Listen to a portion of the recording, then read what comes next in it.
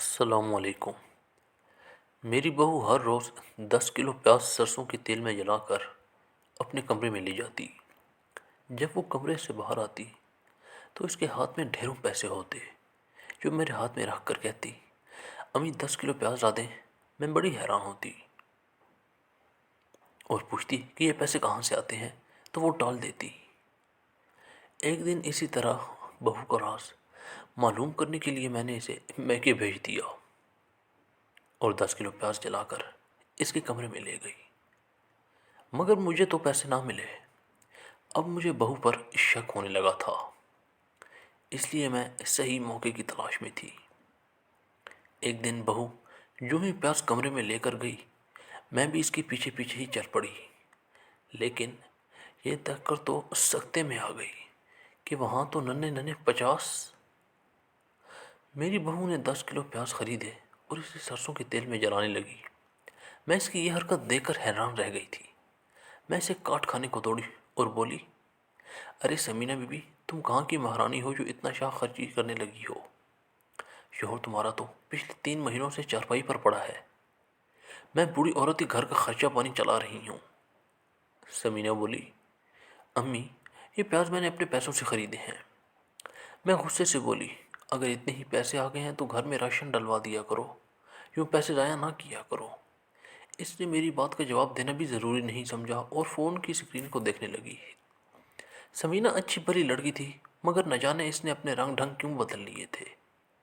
سارا دن فون کان کو لگائے رکھتی اور پیاز جلاتی رہتی۔ ایک دن تو اس نے حد ہی کر دی، مجھ سے پوچھے بنا ہی گھر سے نکل گئی اور پورے 3 گھنٹے بعد جب واپس لوٹ کر آئی تو اس کے ہاتھ میں ایک بڑا سیاہ شاپر تھا۔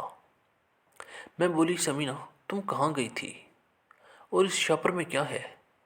وہ بولی، امی اس میں میری کوئی ضروری چیزیں ہیں۔ میں ٹٹولتی ہی رہ گئی، مگر اس نے مجھے جواب دینا گوارا نہ کیا۔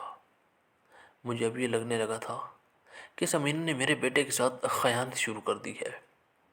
جو عورت سارا دن فون ہاتھ میں پکڑے رکھے وہ اچھی عورت کہاں ہوتی ہے؟ میں نے اپنے بیٹے وقار کے کان سمینہ کے خلاف بھرنے شروع کر دیے تھے۔ میں بولی، وقار تمہاری بیوی نے بڑے پر نکال لیے ہیں، ذرا سی طرف بھی توجہ دو۔ وقار رونے لگا اور بولا، امی میرا ایکسیڈنٹ نہ ہوا ہوتا تو آج میں بھی خوشحال زندگی گزار رہا ہوتا۔ میں سمینہ کو سوائے محرومی کی دے ہی کیا پایا ہوں؟ اب وہ مجھے چھوڑ کر جانا چاہتی ہے تو میں کس منہ سے روکوں گا اس کو؟ میں سمینہ سے بدظن ہو چکی تھی، مگر اگلے ہی دن اس نے مجھے ڈھیروں پیسے لا کر دیے اور بولی، امی ان پیسوں سے گھر میں راشن ڈلوا لیں اور مجھے 10 کلو پیاز لا دیں۔ پیسے دیکھ کر تو میں بے انتہا خوش ہو گئی تھی، فوراً جا کر خریداری کر کے آئی تھی۔ اب ہر روز ایسا ہی ہوتا۔ سمینہ مجھے ڈھیروں پیسے دیتی، کچھ دن تو میں پیسوں کی لالچ میں چپ رہی، مگر اب مجھے اس پر مزید شک ہو گیا تھا کہ کون تھا جو اسے اتنے پیسے دے رہا تھا۔ میں پوچھتی تو وہ ٹال دیتی، اس لیے ایک دن میں نے زبردستی اس کے میکے بھیج دیا اور خود 10 کلو پیاز سرسوں کے تیل میں جلا کر بہو کے کمرے میں لے گئی۔ مگر 2 گھنٹے بعد جانے کے بعد بھی مجھے پیسے نہیں ملے۔ مجھے بڑا غصہ آیا، میں نے سوچ لیا کہ اب مزید انتظار کروں گی، کیونکہ میں پہلے بھی 2 گھنٹے بیٹھ چکی تھی۔ سمینہ کی اصلیت جان کر ہی رہوں گی، اس لیے آج جیسے ہی وہ پیاز جلا کر کمرے میں گئی، میں بھی اس کے پیچھے ہی چلی گئی۔ یہ دیکھ کر تو دنگ رہ گئی کہ اس کے کمرے میں تو چھوٹی چھوٹی 50۔ میں نے اسے پوچھا کہ یہ کیا ہے تو وہ بولی، امی میں وقار کی بیماری کی وجہ سے بڑی پریشان تھی، اتنے پیسے بھی نہ تھے کہ اس کا علاج کرایا جاتا، اس لیے میں نے اپنی دادی مرحومہ کے بتائے ہوئے طریقے پر عمل کر کے اپنا ایک چھوٹا سا آن لائن بزنس شروع کیا تھا۔ میری دادی نے بتایا تھا کہ اگر سرسوں کے تیل میں پیاز جلا کر اور چند دوسری چیزیں ملا کر سر پر لگایا جائے تو بال بڑی جلدی بڑھنے لگتے ہیں، اس لیے میں نے وہی طریقہ کیا۔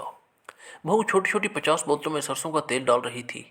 سمینہ بولی، ابھی اس لیے میں ہر وقت فون کان سے لگائے رکھتی تھی کیونکہ میں لوگوں کے آرڈر لے رہی ہوتی تھی۔